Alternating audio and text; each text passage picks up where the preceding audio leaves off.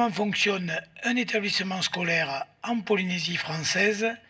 Présentation des instances de l'établissement. La première instance est le conseil d'établissement. C'est l'organe délibérant de l'établissement. Il se réunit en séance ordinaire à l'initiative du chef d'établissement au moins 3 fois par an. Il adopte le projet d'établissement, le budget, le règlement intérieur. Il donne son accord sur le programme de l'association sportive. Il délibère sur les questions relatives à l'hygiène, à la santé, à la sécurité. Donne son avis sur les principes des choix des manuels, des outils pédagogiques, sur la création d'options, de sections. Délibère aussi sur les questions liées à l'accueil, à l'information des parents d'élèves et des modalités générales de leur participation à la vie scolaire. Il est constitué de membres de droit et de membres élus, dont bien entendu des parents d'élèves. Au sein de ce conseil d'établissement, plusieurs commissions sont constituées. Une des premières commissions, le conseil de discipline. Il est réuni lorsque l'élève commet une faute grave ou que tous les autres moyens éducatifs ont été testés sans effet. Seul le conseil de discipline peut proposer à Madame la ministre une exclusion définitive d'un établissement scolaire. À l'issue du conseil de discipline, la sanction est proposée à Madame la ministre, à qui revient la décision finale.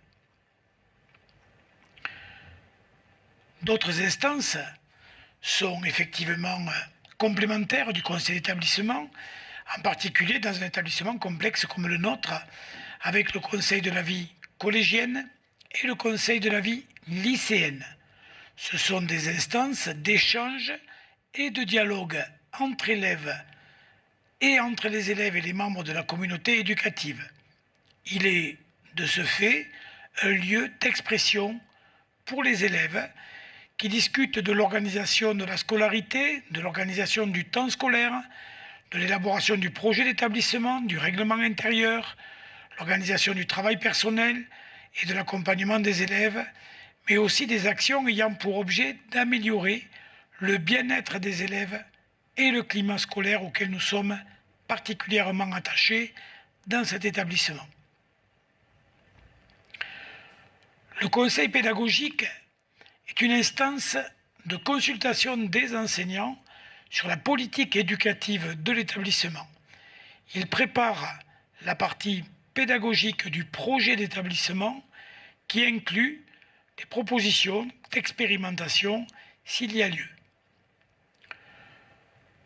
Le comité d'éducation à la santé et à la citoyenneté a pour mission de contribuer à l'éducation à la citoyenneté, de préparer le plan de prévention de la violence, de proposer des actions pour aider les parents en difficulté et lutter contre l'exclusion, et de définir un programme d'éducation à la santé, à la sexualité et la prévention des conduites à risque.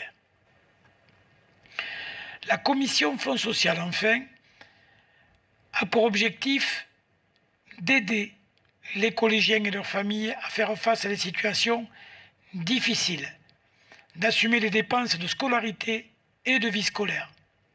À ce titre, une aide exceptionnelle peut être attribuée pour les élèves scolarisés.